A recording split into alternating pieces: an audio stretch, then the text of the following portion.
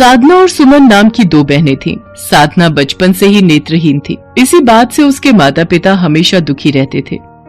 जय अम्बे गौरी, हे दुर्गा माँ, अपनी कृपा मेरे परिवार पर बनाए रखना। जय माँ दुर्गा। माँ, पिताजी, ये प्रसाद। साधना, मुझे समझ नहीं आता तू माँ दुर्गा की इतनी पूजा क्यों करती है? तुझे क्या मिलेगा इतने पूजा पाठ से? मैं तुझे रोजाना माँ दुर्गा की पूजा करते देखती हूँ, पर उनकी पूजा से क्या फायदा? उन्हें तो तू देख भी नहीं सकती। ये सब चमत्कार किस्से और किताबों में ही मिलते हैं, सच में ऐसा कभी नहीं होता। मैं तो बस यही मानती हूँ। मेरी प्यारी छोटी बहन, मैं माँ दुर्गा को मन की आंखों से देखती हूँ। उन्होंने मुझे इतने अच्छे माता पिता, इतनी प्यारी छोटी बहन दी है। मुझे और क्या चाहिए? मेरे पास सब कुछ है और मेरी आंखों की रोशनी तो तुम हो ना। मुझे कहीं जाना होता है तो तुम हमेशा मेरा साथ देती हो। इससे बढ़कर मेरे लिए और क्या होगा? ये लो, तुम भी प्रसाद लो। सुनो जी, काश साधना के जीवन में ये दुख ना होता। समझ नहीं आता मेरी बच्ची के जीवन में क्या लिखा है। सही कह रही हो आशा, पर माँ दुर्गा ने कुछ तो हमारी बेटी के भाग्य में लिखा ही होगा। माँ की लीला वही जाने। साधना माँ दुर्गा की परम भक्त थी, पर सुमन को भगवान पर विश्वास नहीं था। इसलिए जब भी साधना माँ दुर्गा के मंदिर जाती तो सुमन मंदिर की सीढ़ियों पर ही बैठ जाती। सुमन, क्या तुम मंदिर के अंदर नहीं चलोगी? नहीं साधना, तुम पूजा करके आओ, मैं यहीं सीढ़ियों पर तुम्हारा इंतजार कर रही हूँ।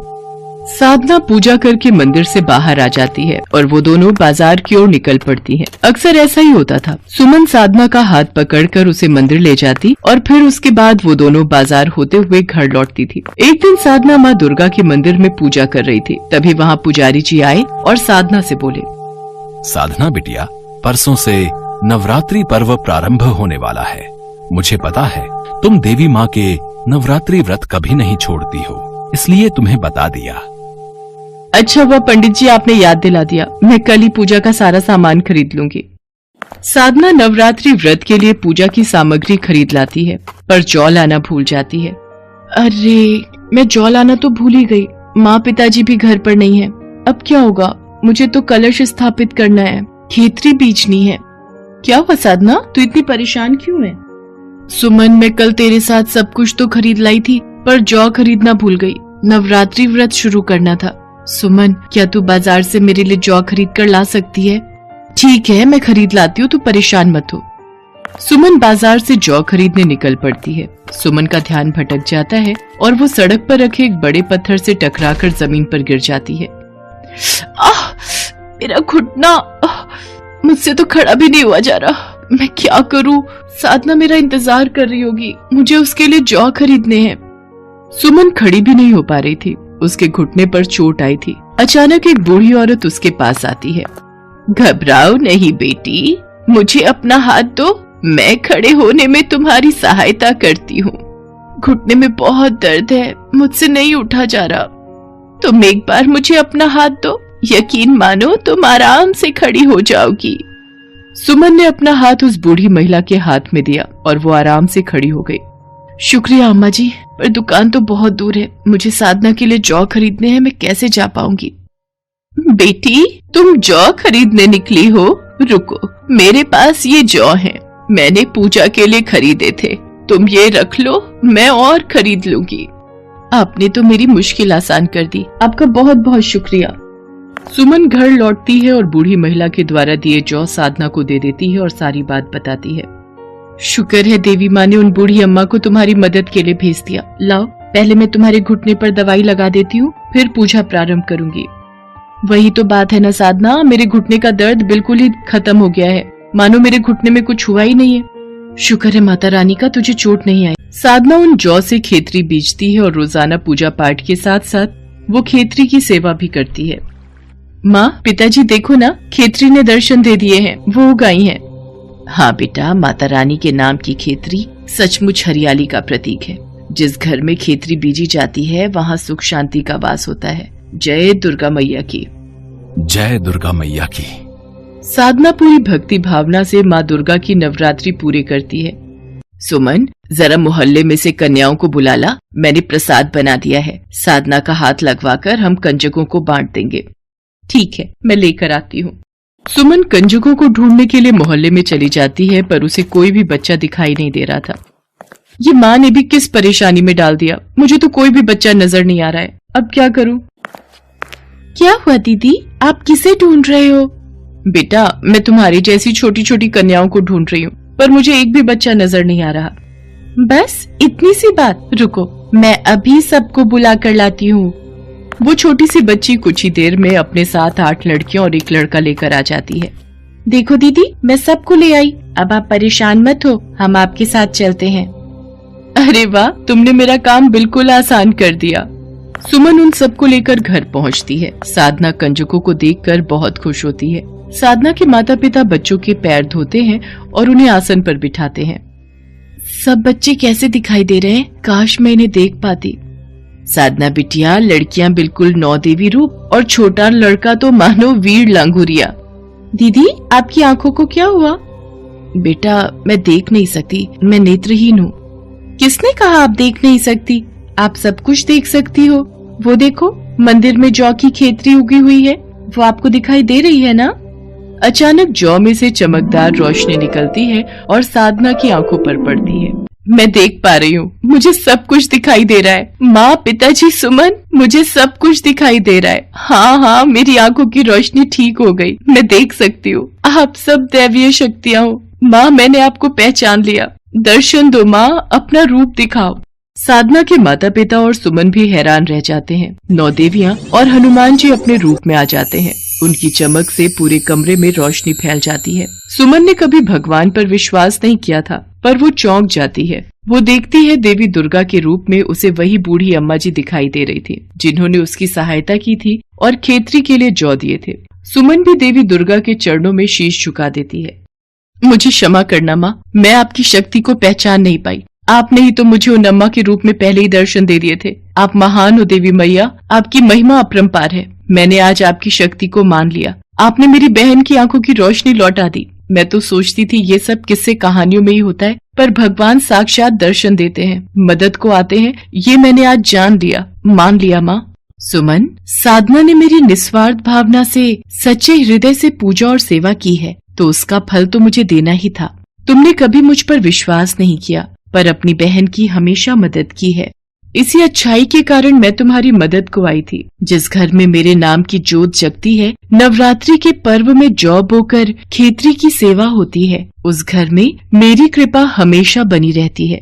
जो भी भक्त मुझे सच्चे हृदय से याद करके नवरात्रि में अष्टमी और नवमी तिथि को मेरी पूजा में 9 कन्याओं और लांगुरिया की पूजा करते हैं, उन पर मेरा आशीर्वाद सदा बना रहता है। मैं उनके जीवन में कभी कोई दुख या हानि नहीं आने देती।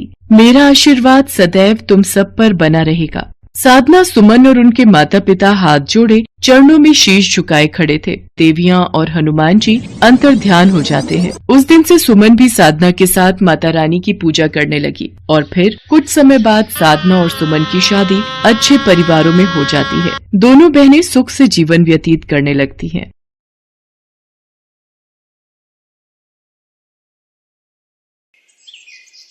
जमुनानगर में जयचंद नाम का एक व्यापारी रहता था। परिवार में उसकी पत्नी आशा और 1 साल का बेटा नमन था। जयचंद स्वभाव से नास्तिक था, जबकि उसकी पत्नी आशा माँ दुर्गा की परम भक्त थी। एक दिन, आज माँ दुर्गा के नवरात्रों का 7वां दिन है। कम से कम आज तो आप मंदिर चल लेते। देख आशा, अपनी पूजा पाठ में मुझे मत फंसाया कर। हाँ, और रोटी दे जल्दी से, फिर मैं जाऊं। दुकानदार प्रतीक्षा में होंगे। जयचंद काम पर चला जाता है। आशा का बहुत मन था कि वो अपने बेटे नमन को माँ दुर्गा के मंदिर में माथा टिकाए, इसलिए वो शाम को जयचंद के आने की प्रतीक्षा करने लगी। उसने पूजा की सारी तैयारियां कर ली और अपने बेटे को भी अच्छे से कपड़े और गहने पहनाकर तैयार कर लिया। तभी जयचंद आ जाता है। सुनिए, आप आ ही गए हो तो मेरे साथ मंदिर तक चल ही लो। तुझे भी चैन नहीं है? अभी आकर बैठा हूं और फिर शुरू हो गई। जब तक जाऊंगा नहीं मानेगी नहीं। चल उठा सामान, वैसे भी फिजूल के काम तेरे से जितने मर्जी करवा लो। आशा जयचंद के साथ मंदिर पहुंचती है। बात सुन, अंदर बहुत भीड़ है, मैं नमन को भीड़ में लेकर नहीं जाऊंगा। हाँ, मुझे तो किसी पर भी विश्वास नहीं है। तू जल्दी से अंदर होकर आजा, मैं नमन को लेकर यहीं पर खड़ा हूं। बेचारी आशा का मन था कि उसका बच्चा भी माँ दुर्गा के दर्शन कर लेता, पर जयचंद इन सब बातों पर विश्वास ही नहीं करता था। आशा माँ दुर्गा के सामने रोने लगती है। हे शेरा वाली माँ, मेरे पति आप पर कब विश्वास करेंगे? मेरा बच्चा भी आपके दर्शन नहीं कर पाया, मुझे क्षमा करना माँ। आशा माँ के चरणों में माथा टेक कर प्रार्थना करती है और पूजा आरती करके दुखी मन से बाहर आ जाती है। वहीं छोटी छोटी कन्याएं खड़ी होती हैं। आशा उन कंजकों को पैसे और प्रसाद देती है। आशा ये फिजूल खर्च क्यों करती रहती है? बहुत हो गया ये सब, अब घर चलें। ऐसा न कहो, ये कन्याएं तो देवी का रूप हैं और आज सप्तमी का दिन है। आशा और जयचंद घर आ जाते हैं। नमन सो गया है, मैं इसे झूले में सुला देता हूं, तू खाना दे दे। ये लो आपकी रोटी, मैं जरा नमन को दूध पिला कर आती हूँ। आशा नमन के पास जाती है और उसे गोदी में लेने के लिए उठाने लगती है। नमन, ये हिल क्यों नहीं रहा? नमन, हे माँ दुर्गा, इसे क्या हुआ है? सुनो जी, हमारा नमन कोई हरकत नहीं कर रहा, जल्दी आओ। नमन बेटा, मेरे बच्चे, ये क्या हो गया? ये तो कुछ बोल ही नहीं रहा। आशा और जयचंद दोनों फूट फूट कर रोने लगते हैं। सारी रात दोनों नमन के पास बैठे रोते बिलखते रहते हैं और देखते ही देखते सुबह हो जाती है। दुर्गा अष्टमी का दिन और घर में विलाप। तभी कोई दरवाजा खटखटाता है। आंटी जी, आज कंजकें हैं, मेरी कंजक कहाँ है? बेटा, मैंने कंजक नहीं बिठाई, मैंने प्रसाद नहीं बनाया है। अरे, मैं तो पूरी हलवा चने का प्रसाद खाने आई थी। ठीक है, मैं 10 बजे फिर आऊंगी, तब तक आप प्रसाद बना लो। 10 बजे दोबारा आने का कहकर वो कन्या चली जाती है। आशा रोती हुई माँ दुर्गा के चरणों में गिर जाती है और माँ दुर्गा के नाम की जोत जगाती है। हे देवी मैया, ये कैसी परीक्षा है? मेरे गुनाहों की इतनी बड़ी सजा मत दो माँ, कोई रास्ता दिखाओ माँ। अगर हमसे कोई भूल हो गई हो तो उसे क्षमा कर दो माँ। मेरा बच्चा मर चुका है, मैं कैसे भोग लगाऊं माँ? दुर्गा माँ के आगे दीपक जलाकर आशा कंजकों के लिए प्रसाद बनाती है। उतनी देर में वो कन्या दोबारा आ जाती है और उसके साथ और भी कन्याएं होती हैं। लो, मैं आ गई, ये मेरे साथ मेरी 8 बहनें और आई हैं, हो गई ना हम 9 देवियां। आशा रोते हुए जयचंद से कहती है, सुनो जी, अष्टमी पूजन के लिए कंजकें आई हैं, आप उनके पैर धुलवा देते। जयचंद कन्याओं के पैर धुलवाता है। जयचंद को कन्याओं की सेवा करते देख आशा की आंखों में आंसू भर आए थे। अंदर कमरे में बेटे की लाश पड़ी थी। आशा माँ दुर्गा का नाम लेकर कन्याओं को भोग परोस रही थी। अरे आंटी, हम 9 कन्याएं तो बैठ गई, पर एक लड़का भी तो साथ में बैठेगा, लड़के को भी तो बुलाओ। हे देवी स्वरूपा कन्या, मेरा बच्चा, मेरा लोकड़ा अब इस दुनिया में नहीं है, वो तो कल रात ही इस दुनिया से चला गया। ये क्या कह रही हो आप? अंकल, लोकड़े को जल्दी बुलाओ, मुझे देर हो रही है। हे देवी कन्या, मैं कहां से लाऊं लोकंडा? किसे आवाज लगाऊं? मेरी आवाज सुनकर कोई बाहर नहीं आएगा। नमन मेरे बच्चे, आजा मेरे लाल, मेरे लोकंडे। अनजाने ही मुख से जयचंद के अपने बेटे को पुकारती आवाज सुनकर नमन कमरे में धीरे धीरे गिरता संभलता अपने पिता के पास आने लगता है, मानो किसी गहरी नींद से जागा हो।